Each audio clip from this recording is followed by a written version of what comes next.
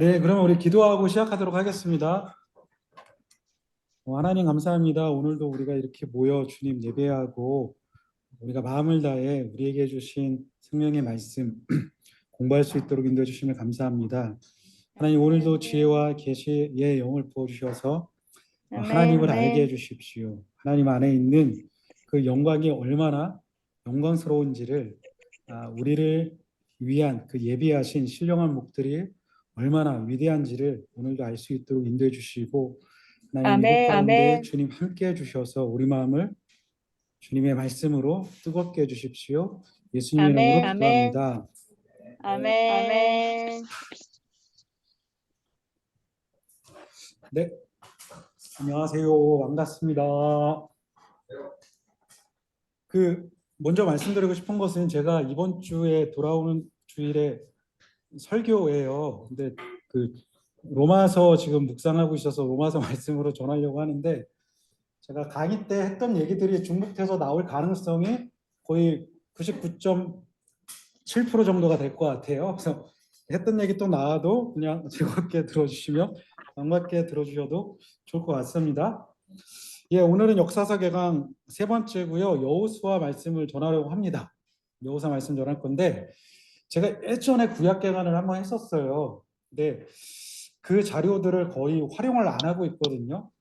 그때와는 조금 다르게 좀 다른 관점에서 정말 개관, 정말 숲을 보는 관점에서 한번 말씀을 나누고 싶고요. 될 수 있으면 좀 적용점을 많이 좀 얘기를 해보려고 합니다. 그래서 오늘은 여호수아 첫 시간이기 때문에 지난 1, 2강에서 통해서 우리 함께 나누었던 거 중요한 거 두 가지만 한번 점검하고 갈게요. 첫 번째 나누었던 게 역사서의 특징에 대해서 말씀을 나눴습니다.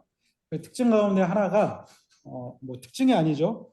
좀 기억하고 싶은 것 하나가 역사서 내내 이렇게 쫙 흘러가는 기둥처럼 흘러가는 주제가 언약의 성취라고 말씀드렸어요.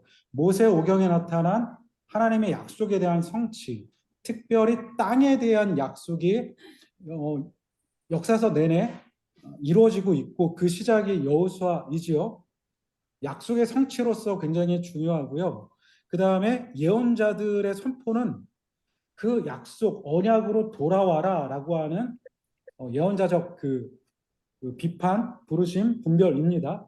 그래서 역사서는 구약 성경 전체에서 중심 뼈대와 같다라고 말씀드렸죠. 모세오경의 성취, 또 예언자들의 활동 무대라는 거죠. 그래서 언약에 대해서 그냥 신약에 연결을 해서 한번 생각을 해봤습니다. 특별히 히브리서 말씀을 통해서 은혜의 보좌가 무엇인지 얘기를 해봤는데 좀 그걸 좀 한번 짚고 넘어가고 싶습니다. 하나님이 시내산에서 이스라엘 백성과 언약을 맺으시는데요. 그 언약을 가장 잘 나타나는 제도가 결혼이라고 말씀드렸어요.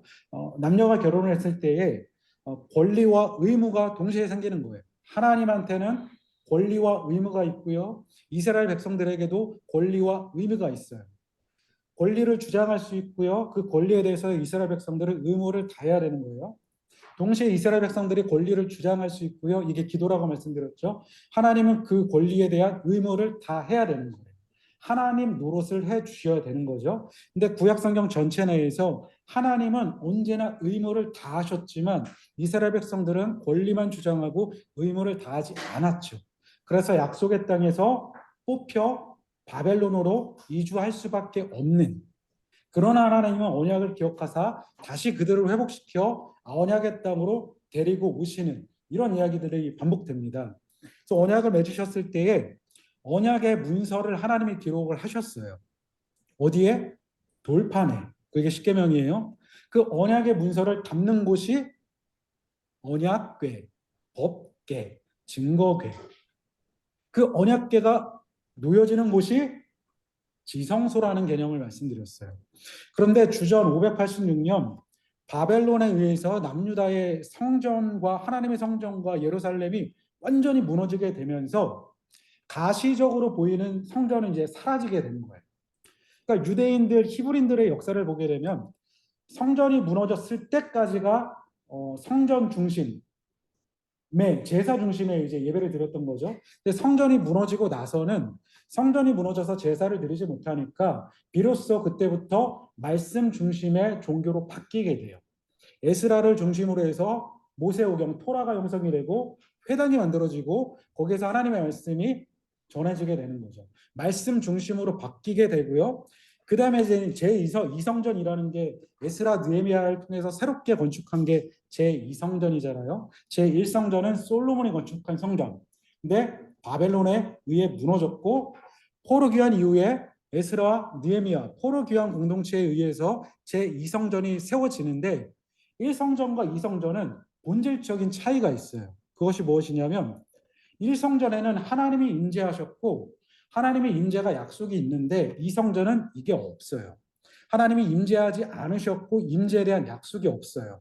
왜냐? 예레미야를 통하여서 새로운 언약을 맺으셨기 때문이에요. 가시적인 성전이 아니라 또 다른 성전을 준비하신 게 새 언약인 거예요. 그 언약을 맺습니다. 새 언약을 맺어요. 하나님의 언약의 내용을 기록하셔야 돼요. 새 언약에서는 언약의 문서를 어디에 기록했죠?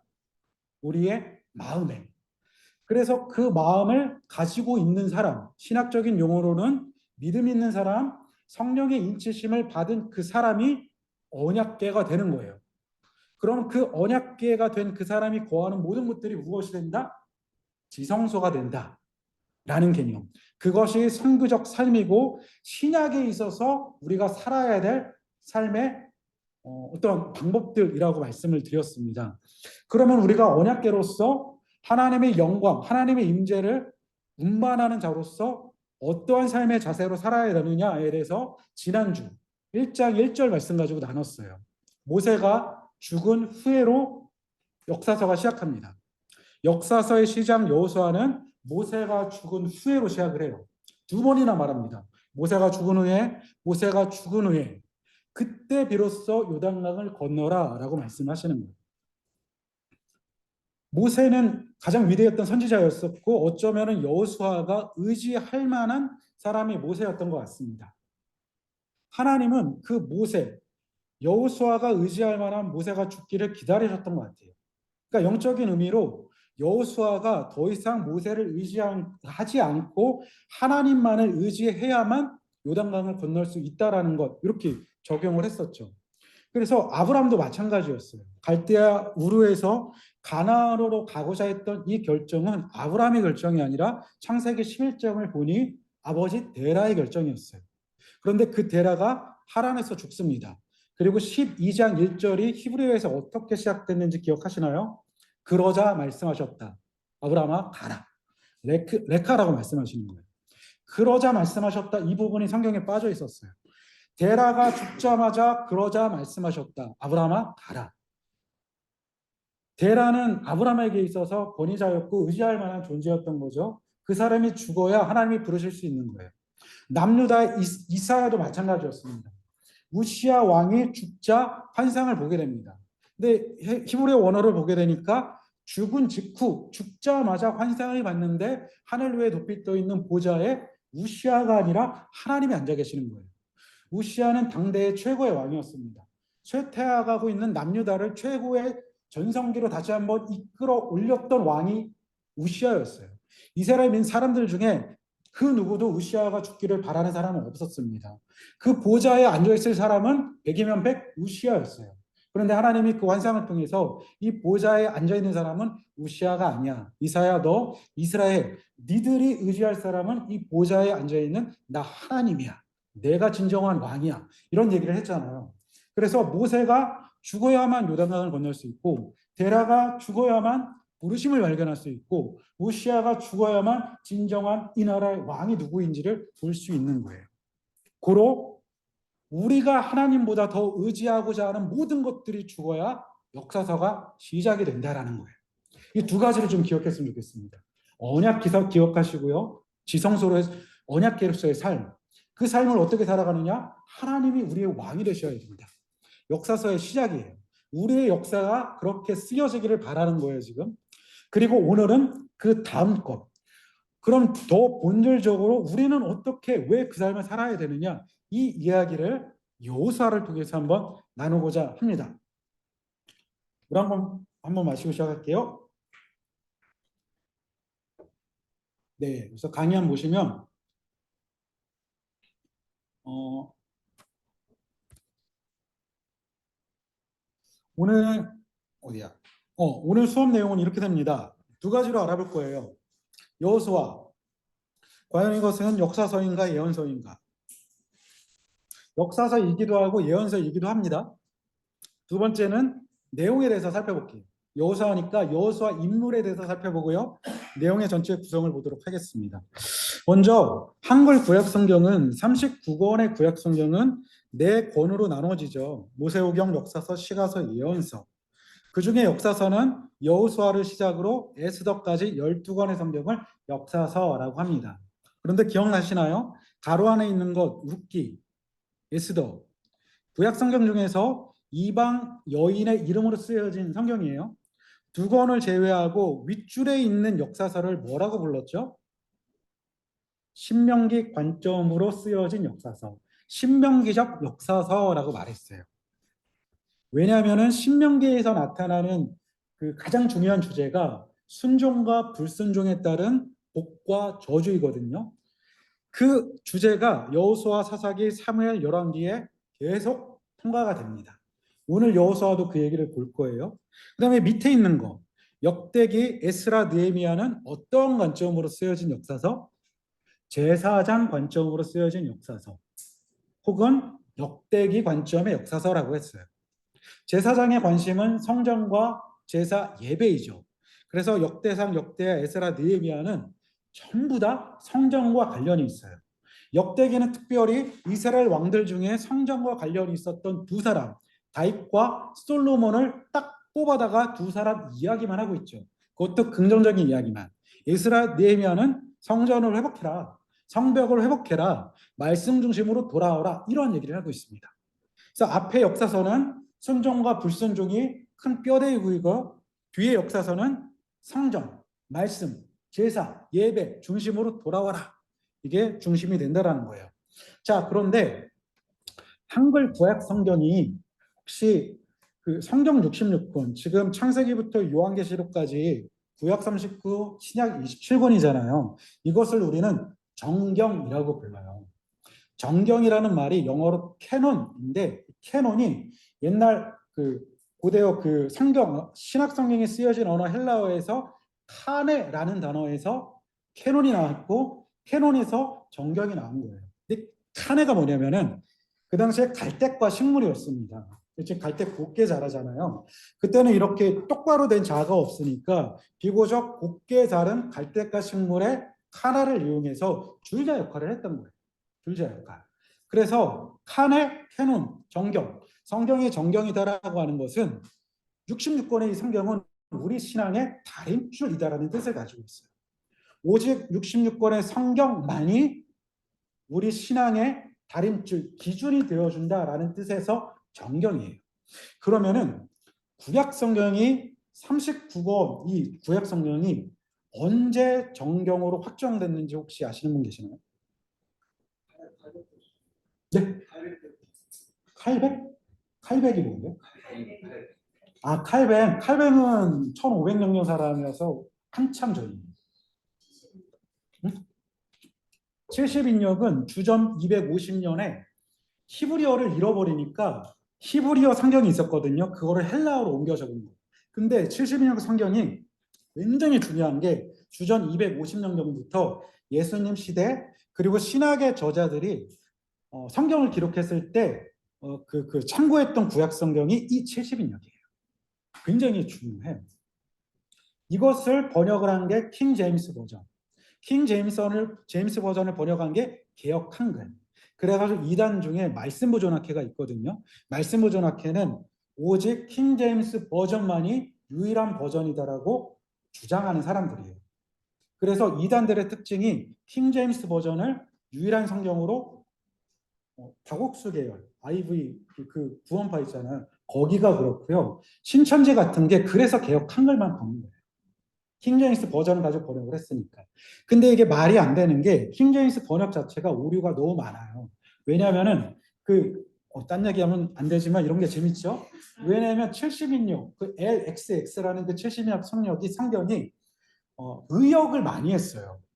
왜냐하면 레위기 같은 거, 레위기법, 히브리인들은 알지만 헬레니즘 시대를 살아가는 사람들에게는 관심이 없잖아요. 그러니까 다 바꿔버린 거예요.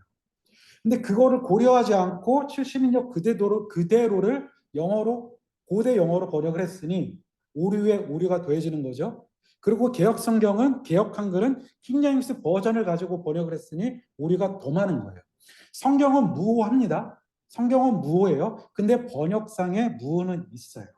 그래서 요즘 나오는 번역이 굉장히 좋은 번역들이 많아요. 왜냐하면 요즘 번역되는 것은 원어를 그대로 가져다가 번역을 하기 때문이에요.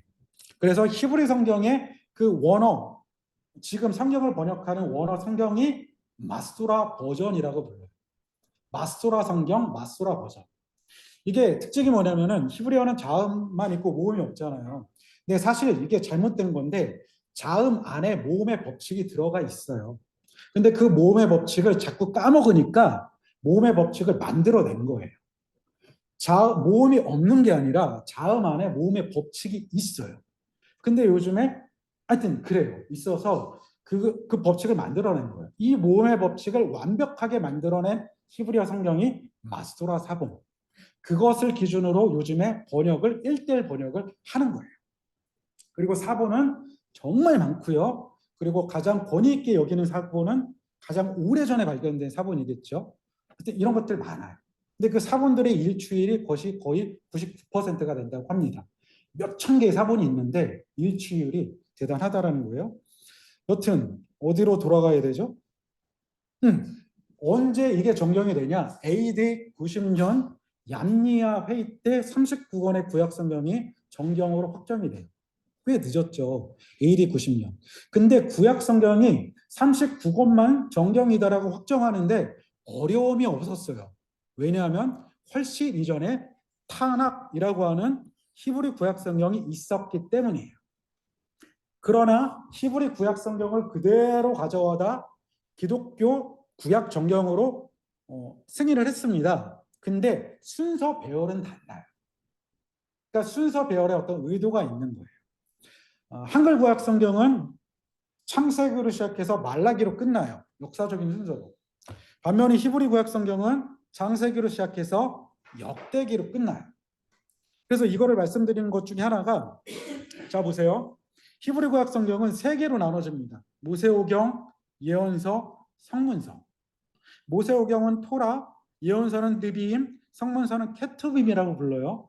이 토라는 가르침, 가르치다라는 뜻이에요. 율법이라고 하기엔 좀 부족한 것 같습니다. 느비임은 나비의 복수형이에요. 나비가 예언자예요. 나비의 복수형 느비임, 말하다, 선포하다, 이야기하다. 이게 예언이에요. 케투빔, 쓰여지다, 쓰여지고 있다, 일기를 쓰다, 뭐 이런 내용이에요.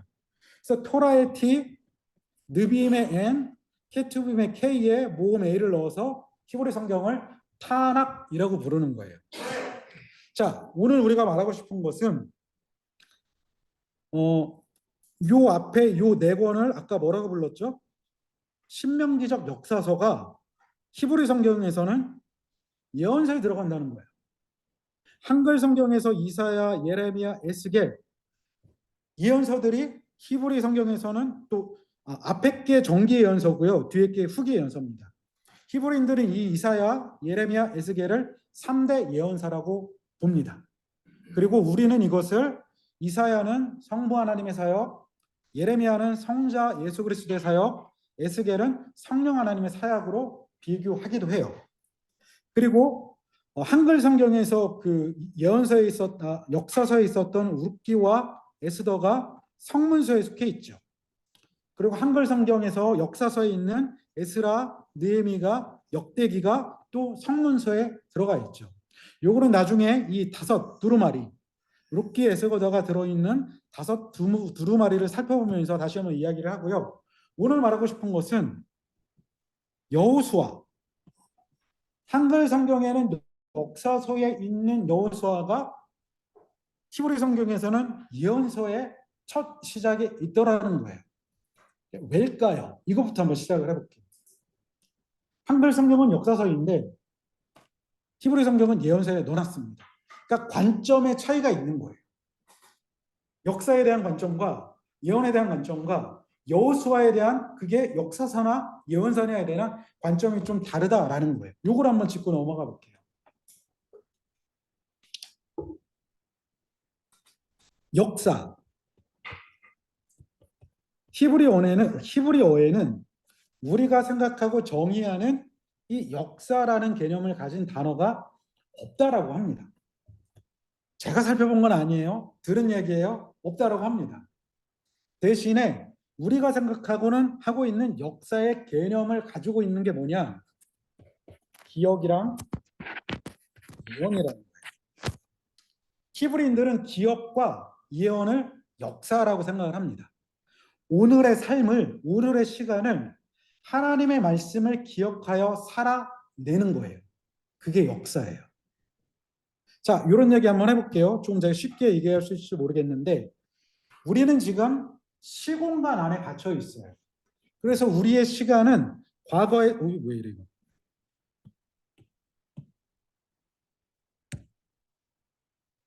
우리의 시간은 과거에서 미래로 흘러가죠. 그리고 현재는 늘 순간이에요. 현재라고 말하는 순간 과거가 돼버리죠. 근데 바로 앞에 있는 미래는 단 한 순간도 먼저 경험할 수 없어요. 이게 우리의 시간적 개념이에요. 그런데 하나님이 거룩하시다라고 말하잖아요. 하나님이 거룩하시다라고 하는 것은 두 가지의 개념이 있는데 한 가지가 우리 삼목성 기사님이 옛날에 설명해 줬어요. 피조물과 완전히 구별됨으로 인한 거룩함인 거예요. 하나님은 피조물과 차원이 다른 분이에요. 이것을 무한한 질적 차원이라고 차이라고 얘기를 하셨잖아요. 왜냐? 피조물은 하나님이 만드신 거기 때문에. 시공간 언제 생겨났죠? 창세기 1장에. 그렇죠?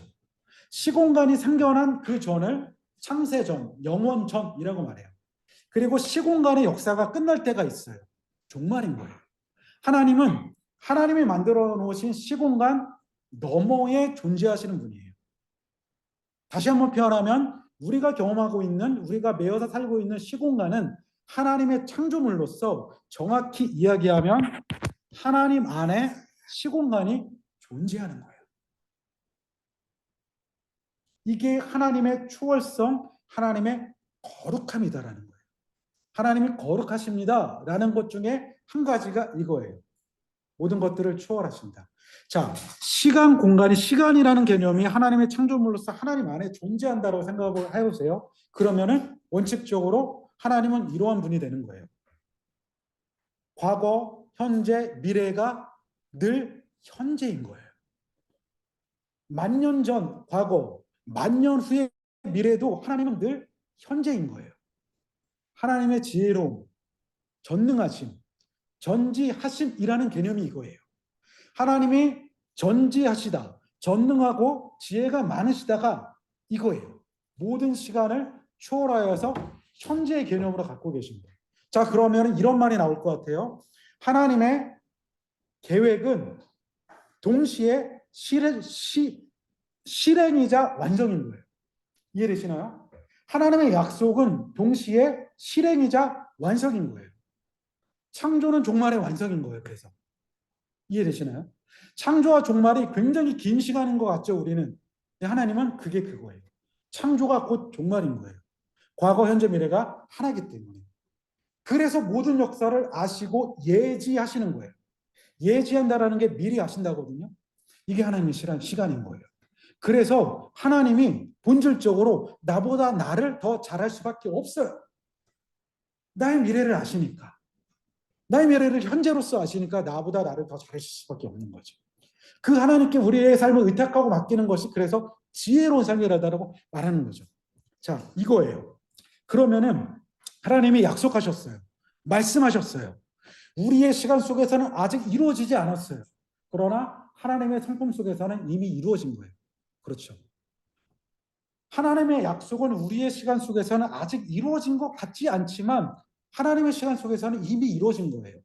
고로 하나님의 그 약속을 기억하여 산다라고 하는 것은 이루어지지 않았지만 마치 이루어진 것처럼 믿고 오늘을 살아가는 게 예언적 삶이라는 거예요. 잘 설명했는지 모르겠네요. 이해되시죠? 오늘 얘기 다 한 거예요, 사실. 이거예요. 그러면은 예언으로 넘어가 봅시다. 그래서 예언 선고예요. 예언, 예언자, 선지자, 선교자, 선견자 같은 말입니다. 예언하다. 미리 예자를 사용할까요? 맡길 예자를 사용할까요? 예언자, 예언하다 했을 때 예자가 미리 예자다, 맡길 예자다. 미리 예자를 사용한다면 초점이 미래에 있어요. 미래 일을 말하는 거예요. 맡길 예자를 사용한다면 초점이 현재에 있어요. 현재를 분별하고 비판하는 역할이에요. 무엇이 맞을까요? 손 들어볼까요? 예언자의 예자는 미리 예자다. 아니다. 예언자의 예자는 맡길 예자다. 속으로는 대답을 하셨겠죠? 맡길 예자입니다. 예언의 예자는 맡길 예자, 예언자의 예자는 맡길 예자예요. 자, 출애굽기 7장 1절 한번 다 같이 읽어볼게요. 시작.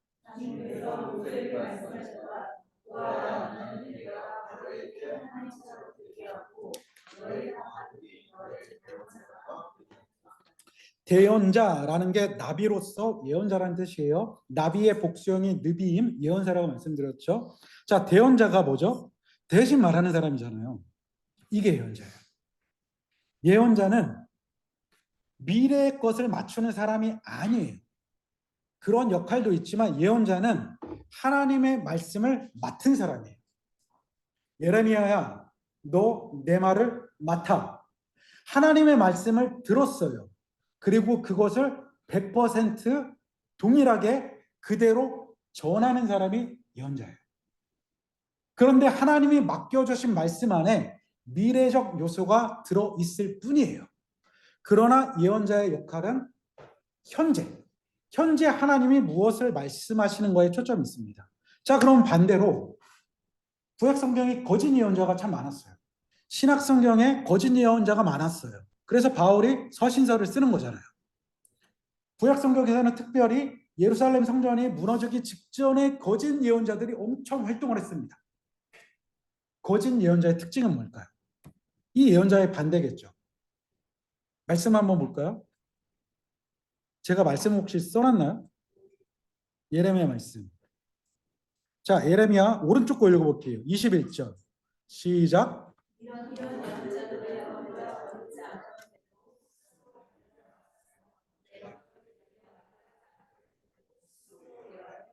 이게 거짓 예언자예요.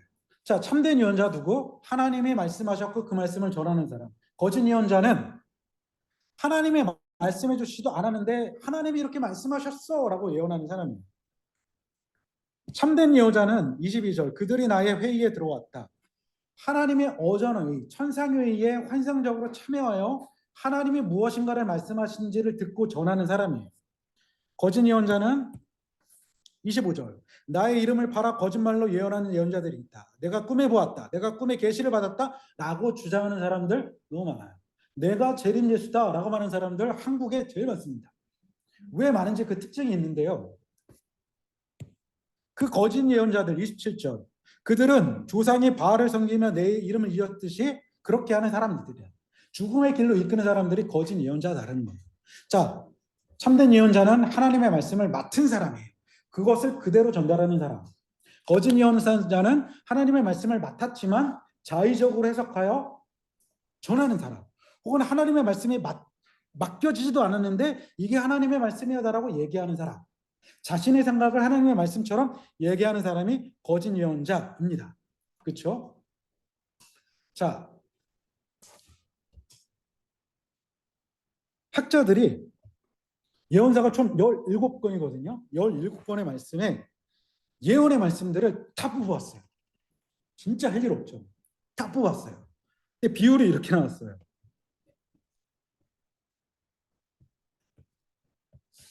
이렇게 비율이 나왔어요.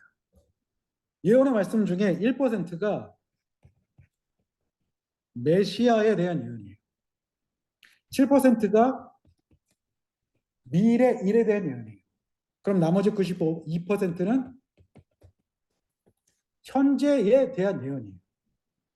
예언의 대부분은 지금에 대한 원인과 이유를 말하는 거예요. 그래서 예언자의 사명은 언제나 오늘에 있어요. 오늘, 현실에 있어요.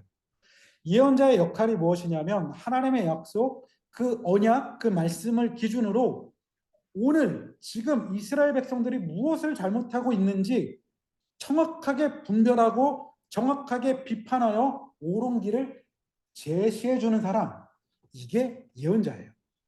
하나님의 말씀을 기준으로 현재 무엇이 잘못되었는지 분별하고 비판하여 올바른 길을 제시하는 게 예언자입니다. 왜냐하면 현재의 삶이 미래를 결정하기 때문이에요. 이게 중요해요.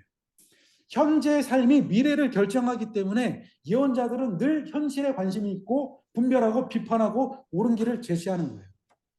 자, 현재라고 하는 것은 과거의 결과겠죠. 내가 이렇게 살아왔으니 이 결과가 있는 거예요. 동시에 현재라고 하는 것은 미래의 원인이 되겠죠. 그렇죠? 오늘 내가 어떻게 사느냐에 따라서 내일이 바뀔 수 있는 거예요. 맞죠? 그래서 예언자들은 항상 오늘, 지금을 얘기합니다. 지금 은혜 받을 때입니다. 지금 하나님께로 돌아올 때입니다. 구약에 정통했던 히브리서 기자도 맨날 지금이에요. 지금. 왜? 예언의 요소가 현실에 있기 때문에. 그래서 오늘 말씀드리고 싶은 것은 역사서는 히브리인들에게 있어서는 예언서죠. 역사서는 읽으면 읽을수록 우리에게 오늘을 보게 해요. 이 역사서는 과거 몇천 년 전에 있었던 일이지만 그 이야기가 사실 우리들에게 오늘을 보게 하는 거예요. 그래서 우리는 역사서를 공부할 때 늘 지금을 보실 거예요. 늘 오늘을 보실 겁니다. 봐야 되는 거예요. 그러면 오늘을 어떻게 살아야 할 것인가? 오늘을 어떻게 살 수 있는가? 그 답이 여호수아 1장 3절에 있습니다. 그거 보는 거예요. 자, 그거 보기 전에 1장 1, 2절 한번 읽어볼게요. 시작.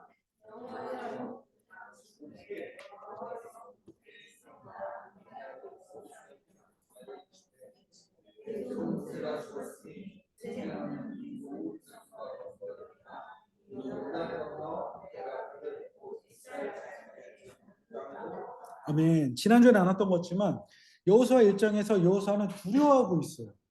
두려워하고 있으니까 하나님이 두려워하지 마라고 말씀하시는 거잖아요. 두려워하고 있어요. 그 두려움의 원인이 모세가 죽은 거예요. 근데요, 세상 모든 역사에서 가장 이해할 수 없는 죽음이 모세의 죽음이에요. 왠지 아세요? 신명기 34장 7절 혹시 제가 적어놨나요 거기? 한번 읽어보세요. 모세가 120살에 죽었는데 죽을 만한 사람이었는지 읽어보세요.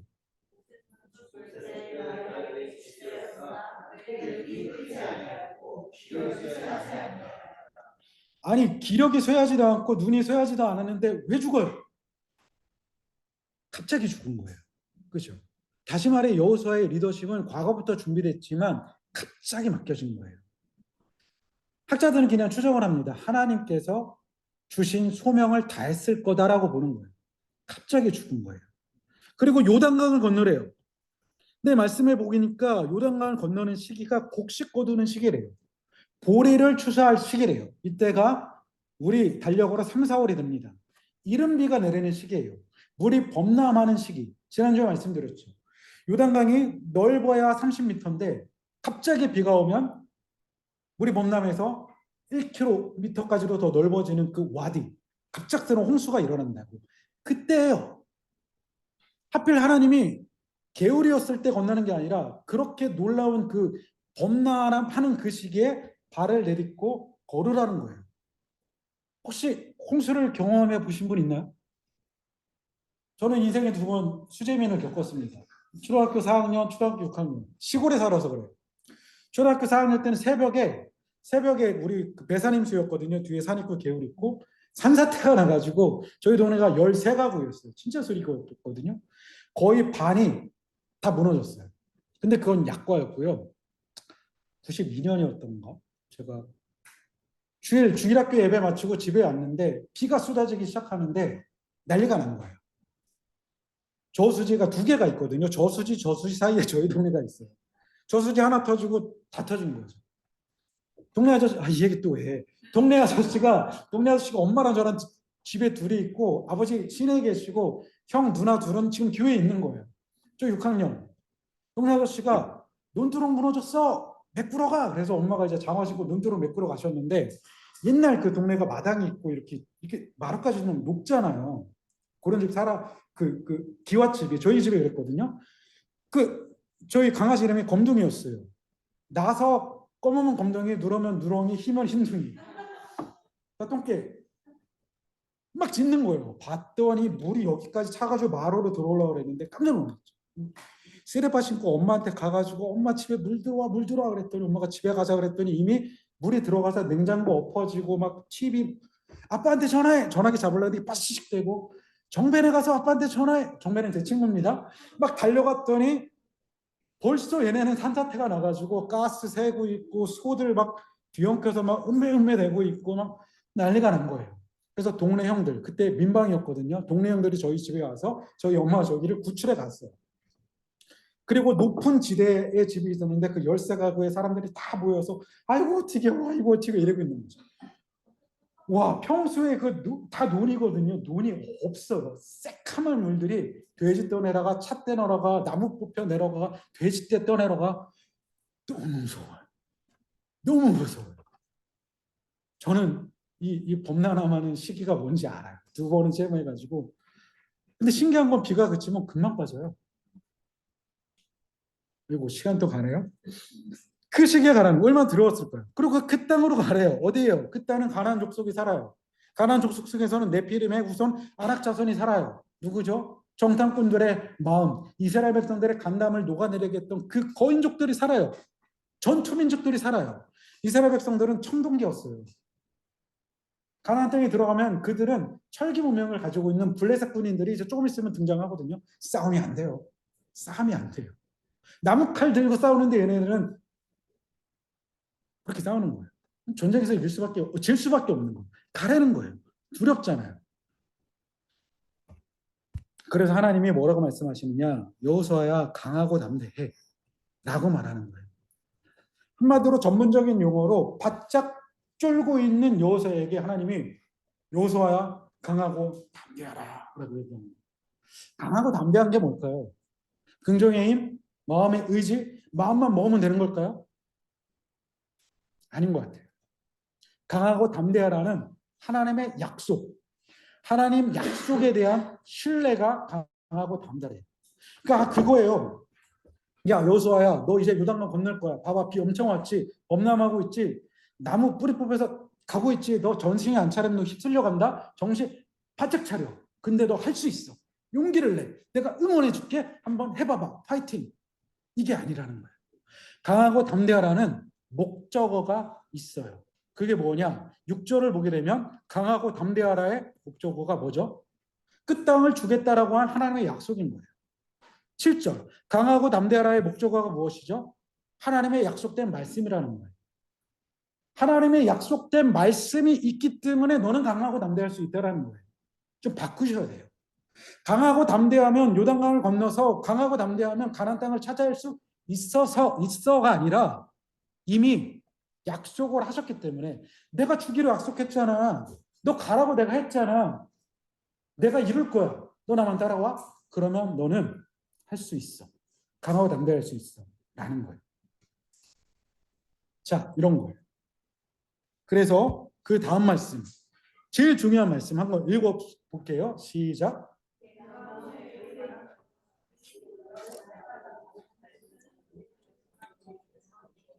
자, 주언론이라고 말합니다. 나탄이라는 단어예요. 여호수아에서 가장 많이 나온 단어가 나탄이라는 단어인데 79번이나 나와요. 정말 심하게 나와요. 주언론이 주겠다, 줄 것이다, 아니면 주었다. 무엇일까요? 주었다. 미래 완료형으로 쓰였어요. 성경에서 미래 완료형은 이러한 의미를 가지고 있습니다. 제가 읽어드릴게요. 매우 중요합니다.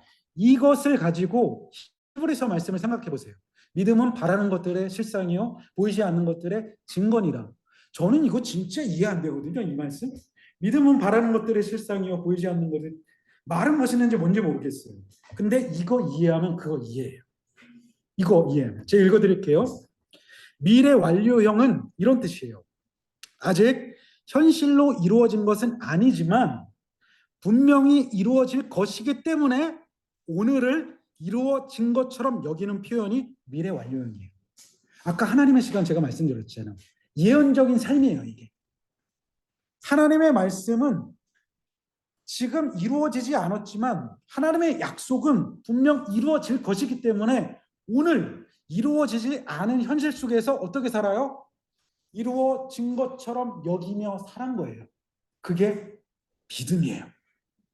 그게 믿음이에요. 믿음은 믿습니다가 아니에요. 긍정의 힘이 아니라 하나님의 이 속성, 하나님의 이 성품에 대한 신뢰를 두는 게 믿음인 거예요. 또 우리가 믿읍시다, 믿음을 들으십시다 라고 말하는 게 이거예요. 하나님의 이 속성에 대한 신뢰. 싸움이 시작도 안 됐는데 싸움은 끝난 거예요. 그죠? 이게 가나안 전쟁의 핵심입니다. 그래서 가나안 전쟁에 해야 될 것은 군사력이 아니라 전략이 아니라 뭐예요? 말씀에 대한 믿음이에요. 그래서 믿어지지 않아도 가면 이기는 거예요. 7바퀴 돌아 함성 질러 믿어지지 않아도 해보니까 되는 거예요. 왜요? 이미 이루어진 약속이니까. 이미 주어진 거니까. 자, 예수님께서 우리에게 기도를 알려주셨어요. 주기도문. 하늘에서 이루어진 것 같이 땅에서도 이루어 주십시오 라는 게 이거예요. 이미 이루어진 거예요. 근데 우리한테는 아직 현실로 나타나지는 않았어요. 하지만 그것을 이루어진 것으로 믿고 믿음으로 끌어다가 지금 사용하는 거예요. 제가 성결교 출신이거든요. 성결대 대학원을 나왔습니다. 사중복음을 믿어요. 중생, 성결, 신유, 재림. 일제시대 때 이 재림 때문에 엄청 두들겨 맞은 교단이 성결교고, 성결교는 한국 자생교단이에요. 선교사들이 와서 만든 교단이 아니라. 그래서 그 당시에 맨날 붙이고 전도만 하던 교단이에요. 그래서 교세가 약해요. 장로계는 장로 미국에서 이제 후원을 해서 많아진 거고, 성결교를 이제는 한번 칭찬을 해준 겁니다. 중생성결 신유 재림. 이것도 TMI인데 조영교 목사님 어머니 퇴자실 교회동 거기가 성결교 권사님이셨어요. 그래서 조영교 목사님이 저희 신학교에 들어왔는데 그 당시 신학교 설립자였던 설립자분이 그 당시 방언에 대해서 좀 부정적이었어요. 그래서 조영교 목사님, 너 방언하냐? 방언 1등이잖아요. 방언합니다. 못 들어와 이렇게 된 거예요. 그래서 이 목사님이 그 신학교를 만들어 버린 거예요. 응산신학교라고. 그래서 순복음을 만들어 버린 거예요. 저 순복음에 오종교리가 있잖아요. 중생성결 신유 재림에 축복을 더한 거예요. 성결교에 뿌리가 있기 때문에. 중생성결 신유 재림. 마지막 세 번째가 신유가 치유예요. 치유. 저는 어렸을 때 몸이 되게 아파서 신유에 관심이 되게 많았어요. 제가 되게 연약했거든요. 그래서 연약 체질 어린이가 먹는 아토실 뭐 이런 거 들어보셨나요? 제가 그거 먹고 자랐어요. 그래서 어머니가 저한테 맨날 너 공부 열심히 해야 돼. 안 그러면 너무 고생해. 몸이 너무 약해가지고. 그래가지고 어렸을 때 아버지가 저 태권도 시킨 거예요. 그래서 태권도 하다 보니까 공부를 못해서 이제 하려고 그러다가 무릎을 다친 거죠. 또 교통사고 나서 운동도 안 되는 거예요. 그래서 어떻게 예수님 잘못 만나가지고 이제 또 신학교를 가게 된 거예요. 하여튼 그렇습니다. 그래서 저는 신유에 관심이 많아가지고 신유 세미나를 정말 많이 다녔어요. 그 신유의 은사가 부어지기를 너무 간절히 바래서. 근데 저는 신유에 대해서 그렇게 생각을 해요. 그냥 단순히 믿습니다, 고쳐주십시오. 요거보다는 더 차원 높은 기도를 했으면 좋겠어요. 종말의 때에, 그죠? 하나님의 나라가 완성이 될 때에 우리의 모든 것들은 원래의 모습 그대로 회복하게 될 거예요. 그죠? 그죠? 저 머리 날 거예요. 그죠? 그러면은 신유라고 하는 것은 종말의 때에 이루어질 거잖아요. 그것을 믿음으로 끌어다가 오늘 현실화시키는 게 저는 신유라고 봐요. 하늘에서 이루어진 것까지 이 땅에서 이루어지십시오라는 기도가 이건 것 같아요. 종말에 완성될 것을 믿음으로 끌어다가 이 땅에서 하나님 나라를 누리는 것. 조금 이따 설명을 했어야 되는데 지금 하네요. 이런 겁니다. 그래가지고 주언론이라고 말하는 거예요. 주언론이. 이미 주어졌어요. 그래서 가나안 땅에서 싸움의 승패의 결과는 하나예요. 이 약속 믿을 거냐 믿지 않을 거냐예요. 이 약속 믿으면 승리할 거고요. 믿지 않으면 패배할 거예요. 그것을 뚜렷하게 보여주는 싸움이 여리고와 아이성이잖아요. 나중에 맨 밑에 그 두 싸움 한번 보도록 할게요. 결정적인 차이가 무엇인지. 자, 이쯤에서 한번 적용점 하나 나눠보도록 하겠습니다. 구원의 두 부분을 지금까지 말씀드린 것을 배경으로 한번 생각을 해볼게요. 자, 우선 하나님 나라의 특징이 있습니다. 그 하나님의 나라의 특징을 이미와 아직이라고 얘기를 해요. 지금까지 설명 들었으니까 다 이제 깨어지시겠죠? 하나님 나라는 이미 임했습니다. 그런데 아직 완성되지 않았어요. 이게 히브리인들에게서는 신비 중에 신비예요. 왜냐하면 히브리인들은 구약 성경에 묵시서라는 게 있잖아요. 예언서가 있고 묵시서가 있어요. 예언과 묵시는 다른데 이거 설명하면 또 시간 가니까 묵시서는 시간이 흘러가다가 종말이 온다는 거예요. 시간이 끝이 오는 거예요. 우리는 지금 묵시의 삶을 사는 거잖아요. 그렇죠? 메시아가 도래하는 시대가 오는 거예요. 그러면은 이 종말을 바라보는 이 시간은 늘 고난이야. 늘 바벨론, 페르시아, 로마 늘 고난이야. 근데 종말의 시간을 소망하기 때문에 오늘의 삶을 믿음으로 살아라라는 게 묵시서예요. 다니엘, 에스겔, 요한계시록 이런 것들이에요. 마태복음도 있고 마가복음도 있고. 그런데 이들은 하나님 나라가 이 종말의 때에 시작이 된다고 믿었어요. 하나님 나라가. 이게 히브리인들의 생각이에요. 그런데 이 사람들이 이해가 안 되는 게 하나님 나라가 종말의 때에 이루어질 하나님 나라가 어라? 지금 임했네? 이해가 안 되는 거예요. 세상 종말 때에 하나님 나라가 시작이 돼야 되는데 아니요. 하나님 나라가 인간의 역사 속에 침투를 한 거예요. 그래서 하나님 나라는 이미 우리 가운데 있는 거예요. 우리가. 하나님 나라가 여기 있다 저기 있다가 아니라 너희 중에 있다는 말이죠. 너희 가운데. 우리 가운데. 우리 가운데라고 하는 게 너희 속이 아니라 그 당시에는 율법학자가 이렇게 이야기를 하면은 삥 둘러 있어요. 삥 둘러 있어요. 구경을 해요. 유대인들이. 이 사람들한테 너희 가운데 있다. 너희 가운데 지금 누가 있어요? 예수님이 계시잖아요. 내가 하나님 나라에 그 얘기 하시는 거예요.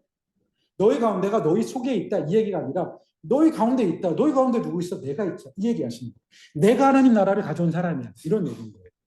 이게 신비인 거예요. 그런데 아직 완성되지 않았어요. 그래서 임이라는 시간은 두 가지 세계가 공존하는 거예요. 이미 임한 하나님 나라. 여전히 공중권세 잡은 자. 두 세력이 싸우는 거예요. 루터가 이것을 두 왕국이라고 얘기하는 거죠. 계속 싸우는 거예요. 계속 싸우는 거예요. 자, 이것을 구원으로 가져와 볼게요. 구원은 두 부분이 있습니다. 무엇으로부터의 구원이 있고요. 무엇으로의 구원이 있어요. 무엇으로부터의 구원은 일생에 한 번 일어납니다. 예수 그리스도 믿었을 때, 성령 받았을 때. 그래서 구원의 즉각성이라고 얘기해요. 이때 일어나는 게 신분의 변화예요. 죄인에서 의인으로. 그렇죠? 죄인에서 의인으로 변화돼요. 그러나 우리는 무엇으로의 구원을 향해 나갑니다. 하나님 나라의 임의성이에요. 임의의 와지. 이것을 구원의 점진성이라고 이야기를 하고 이것은 수준의 변화예요. 성화라고 말하죠. 우리가 의인으로 칭함을 받았지만 우리가 의인이 된 건 아니에요. 그래서 이런 말이 있어요. 의인으로 칭함받는 죄인. 성화의 삶이 그거예요. 의인으로 칭함받은 죄인으로서 사는 거예요. 우리는 죄인이지만 예수 그리스도께서 당신의 옷을 입혀주신 것뿐이에요. 의인으로 여겨주시는 거예요. 그러나 우리는 본질적으로 죄의 종로로 타는 자들. 본질상 진노의 자녀인 거예요. 두 신분으로 살아가는 거예요. 이미와 아직처럼. 그죠? 두 신분으로 살아가는데 우리는 지금 의인으로 역임을 받고 사는 거죠. 이게 칭의.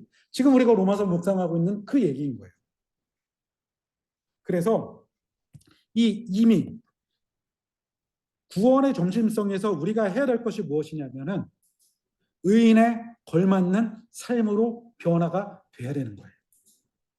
다시 한번요. 의인에 걸맞는 수준으로 변화가 되는 거예요. 신분은 의인입니다. 그러나 수준은 죄인이에요.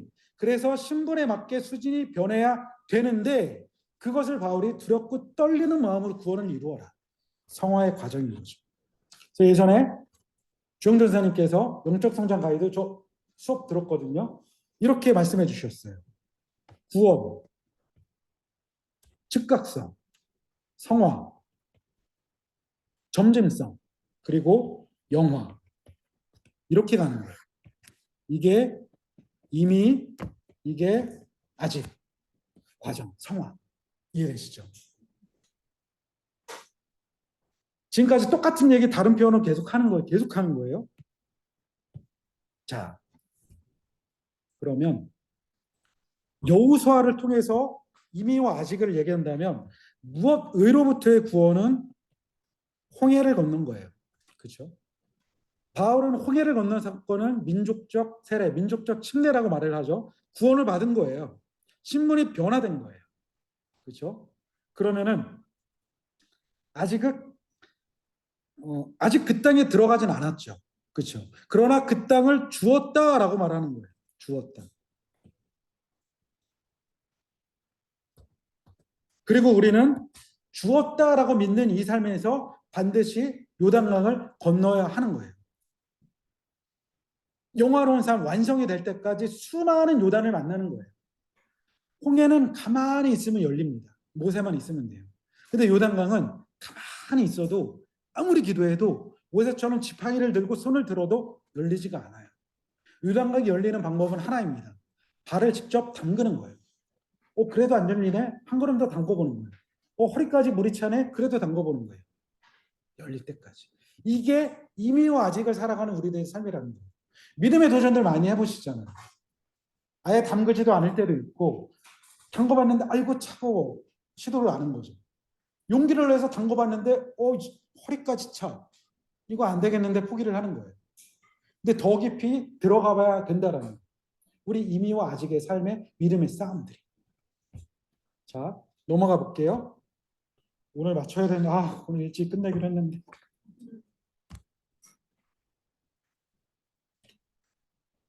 요거는 그냥 읽어보세요. 여호수아. 이름이 호세였다가 여호수아로 바뀝니다. 그리고 모세오경에 나타난 여호수아.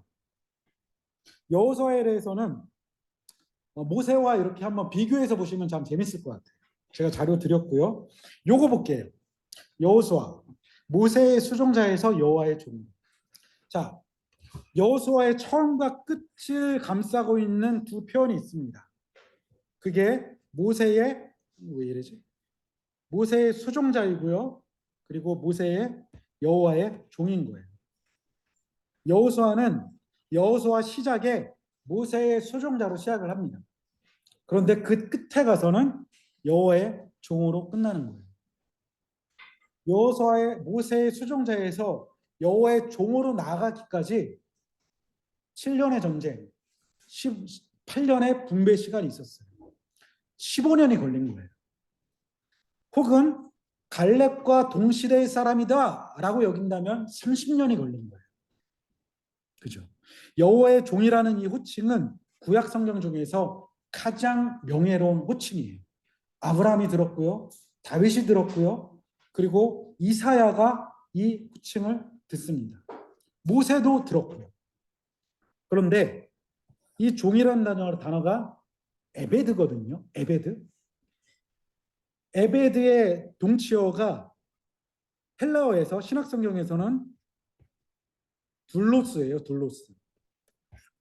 로마서 1장 1절, 1장 1절.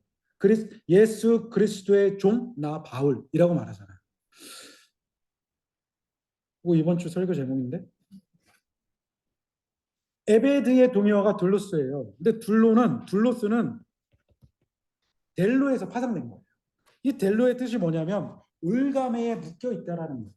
올가미에 묶여 있다. 즉 둘로스는 올가미에 묶여 있는 사람. 올가미에 묶여 있다라는 것은 속박됐다라는 거죠. 속박됐다라는 것은 자유가 없다라는 거예요. 자유가 없다라는 것은 누군가의 소유물이 됐다라는 거예요. 누구죠? 노예예요.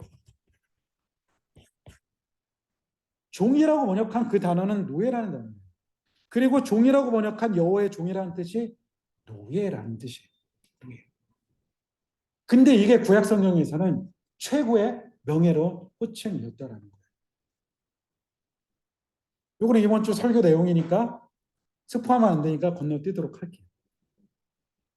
자, 여기서 우리가 좀 적용하고 싶은 것은 모세의 수종자에서 여호와의 종까지 바뀔 때까지 15년에서 30년의 시간이 흘렀습니다.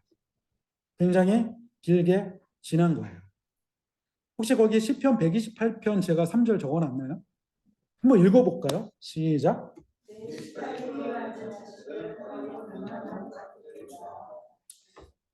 희한하죠. 시편에서는 어린 자녀들을 감람나무로 표현을 합니다. 올리브나무예요. 왜일까요?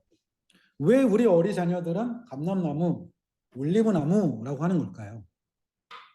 요거는 우리 자녀들뿐만이 아니라 하나님의 자녀된 우리에게도 적용을 해야 되는 겁니다. 감람나무의 특징 때문에 그래요. 백향목도 그런데 한 번 심겨진 올리브나무, 감람나무는 굉장히 천천히 자란다고 합니다. 첫 열매를 맺는 게 기본 10년, 15년이에요. 그때 비로소 열매를 맺어요. 그리고 온전히 자라는데 30년이 걸린다고 해요. 근데 한 번 열매를 맺은 올리브 나무는 수백 년, 수천 년을 살면서 열매를 맺는다고 해요. 그래서 어린 자녀들을 감람나무에 비유하는 거예요. 너 아직도 안 됐냐라고 얘기하시면 안 되는 거예요. 우리도 마찬가지인 것 같아요. 모세의 수종자에서 여호와의 종, 명예로운 호칭을 얻을 때까지 성화의 그 삶이 너무 길 수도 있다라는 거예요. 조금씩. 그런데 하나님은 우리를 그것으로 이끄실 거예요. 아브라함을 이끄셨던 것처럼. 아브라함이 믿음의 조상이 된 것은 그의 어떠함이 아니라 하나님이 젊은 사람들 그 얘기하잖아요. 멱살 잡고 이끌었다고. 그렇게 이끄신 거예요. 그렇죠? 오래 참으시고 오래 설득하시고 오래 이끌어 주셨어요. 그렇게 하실 거예요. 자, 성경에 달란트 비유가 있습니다. 마태복음 그리고 똑같은 비유가 누가복음에 있는데요. 문화 비유예요. 달란트 비유, 문화 비유. 뭐 이런 거죠. 10달란트를 줬습니다. 5달란트를 줬습니다. 한 달란트를 줬습니다. 주인이 이거 가지고 뭘 해라. 주인이 들어갔어요. 10달란트 받은 사람이 내가 열심히 장사해서 10개 남겼습니다. 5개 받은 사람이 열심히 장사해서 5개 남겼습니다. 하나 받은 사람이 잘 땅에 숨겼다가 주인께 다시 한 달란트 드립니다. 뭐 이런 얘기예요. 문화 비유도 마찬가지인 거예요. 자, 이 비유를 예전에 이수영 목사님이 정말 잘 설명을 해주셨어요. 여기에서 초점은 첫 번째는 그런 것 같아요. 우리에게 주신 달란트를 잘 활용하자. 그죠? 소명이에요. 소명의 삶을 살아가자. 이건 거예요. 근데 이수영 목사님이 말씀해 주셨던 것처럼 또한 제가 이 시간 적용하고 싶은 것처럼 이 비유에서 초점은 그것이 아니라 주인은 반드시 돌아온다예요. 마태복음 25장에서 달란트 비유 바로 위에 있는 비유가 열처녀 비유예요. 그 지혜로운 열 사람. 그리고 이 비유가 끝날 때마다 하시는 말씀이 모든 영광을 가지고 돌아올 때라고 말하는 거예요. 이 부의 초점은 그거예요. 주인은 돌아온다. 누가복음 19장에서도 이 19장 12절을 보게 되면 어떤 귀인이 왕위를 받아가지고 오려고 먼 나라로 갈 때 예수님 얘기잖아요. 그죠? 예수님이 만왕의 왕이 되시기 위해서 하나님의 보좌 우편에 앉아 계시다가 다시 오실 거예요. 그렇죠? 이게 비유의 초점입니다. 주인은 반드시 옵니다. 왕은 반드시 돌아옵니다. 그런데 언제 올진 몰라요. 그 시간이 100년이 될지 몇 천이 될지 몰라요. 그러나 반드시 올 거고 그 시간들은 조금씩 줄어들고 있다라는 게 사실이에요. 그죠? 예수님은 오실 거예요. 언제 오실지는 몰라요. 그런데 그 오실 시간들이 점점 줄어들고 있어요. 한마디로 달란트를 남길 수 있는 삶의 기회의 시간이 조금씩 줄어들고 있다라는 거예요. 그러므로 지혜로운 사람은 왕이 돌아올 것을 믿음으로 시간을 아끼는 삶, 세월을 아끼는 삶을 사는 거예요. 그래서 바울이 에베소서 5장 16절 다 같이 읽어볼게요. 시작.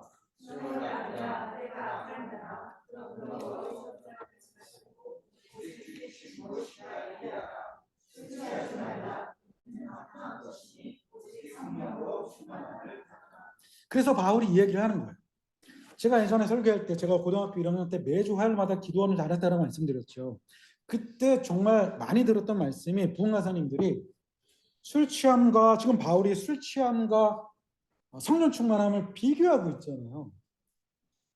옛날에 제가 대학부 강의 때도 물어봤어요. 술 취함과 성령 충만을 바울이 비교하고 있는데 왜 비교하는 것 같아요? 라고 물어봤더니 어떤 분이 술 취하면 비틀대는 것처럼 성령 받으면 막 비틀거리잖아요. 그래서 그죠? 근데 저도 그렇게 배웠어요. 기도원에서. 그래가지고 기도원에서 이거 약속은 언제나 못 지킬 것 같아요. 밑에 거 안 할게요. 사실 그 양강나팔은 다음 주에 할게요. 이게 굉장히 중요한 건데 이게 오늘의 적용점인데 요거를 적용점으로 끝나도록 할게요.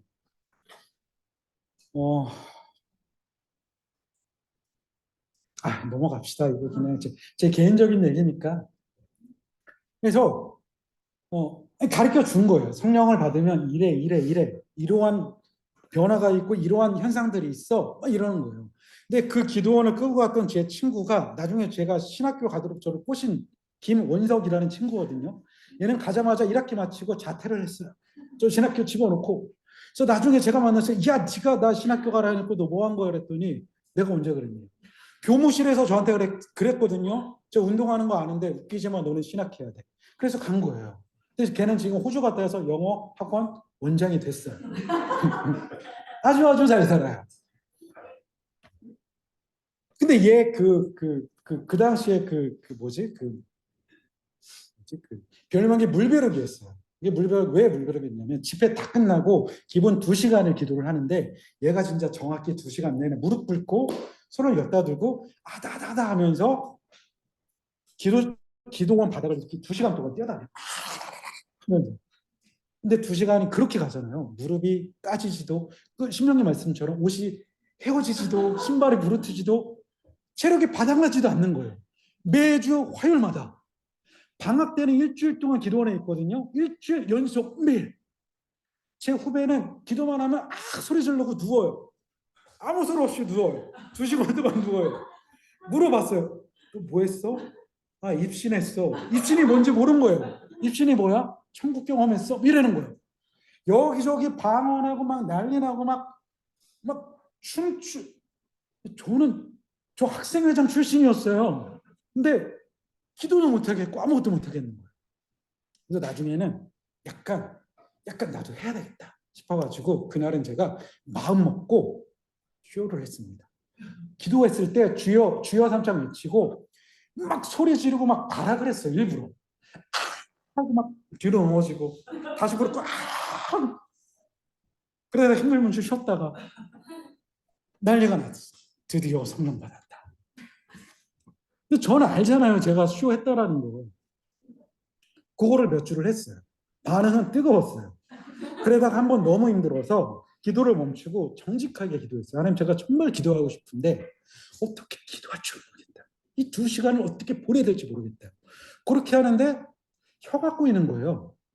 근데 침 바르고 다시 꼬이는 거예요. 침 바르고 다시 꼬이는 거예요. 침 바르고 다시. 그렇게 기도원을 지냈어요.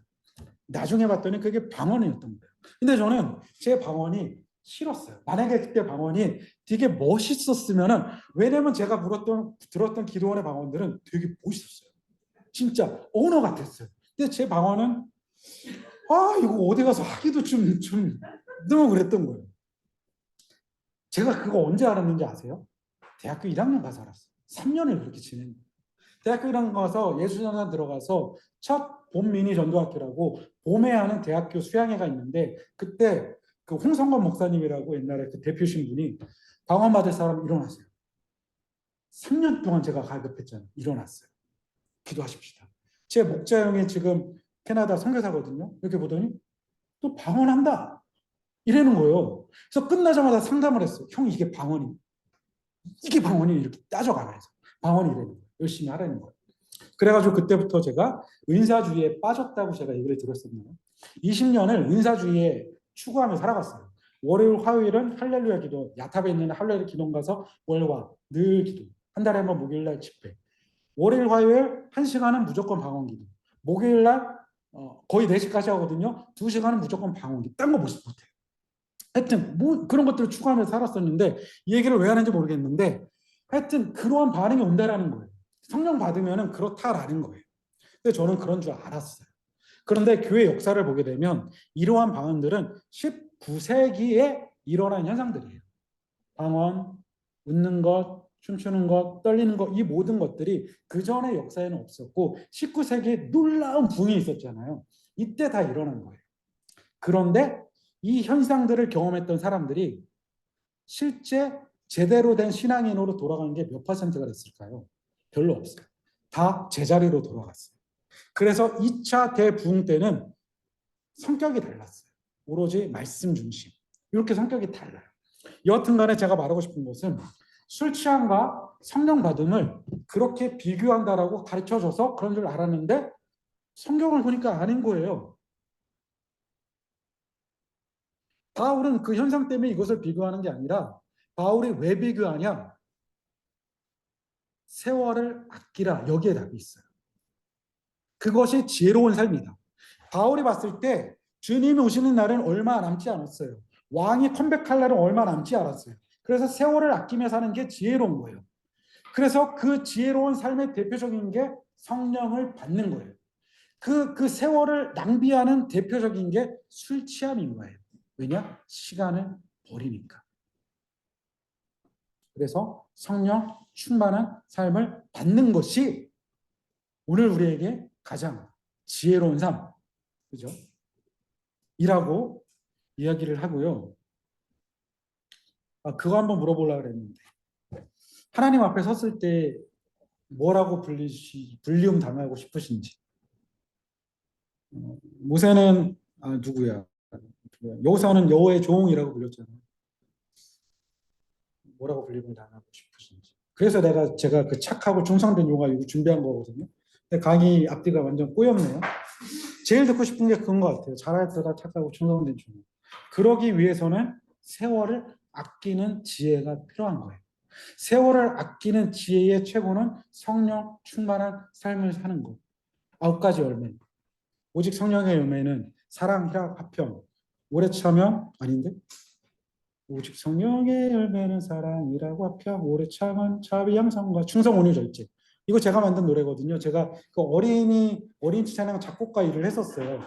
40년 넘는 동안 성령의 9가지 열매를 못 외우다가 이거 노래 만들어서 제가 외웠어요. 오직 성령의 열매는 사랑이라 화평, 오래 참은 자비, 양성과 충성, 온유, 절제. 성령의 능력 부사 내 안에 넘쳐나게 하소서. 하나님 나라 내 삶을 통해 이루어지리라. 영국. 성령 충만한 삶을 살아갑시다. 여리고성 점령 양강역할은 다음 주에 다시 한번 말씀드릴게요. 제가 기도하고 마칠게요. 하나님, 오늘도 함께 해주시면 감사합니다. 또한 약속을 못 지켰습니다. 그래도 하나님, 오늘 우리가 또 지혜로운 삶, 그 세월을 아끼는 삶, 늘 성령 충만을 간구하여 성령에 나타나시는 그 삶 살 수 있도록 우리 가운데 역사해 주십시오. 예수님의 이름으로 기도합니다. 아멘. 수고하셨습니다. 감사합니다.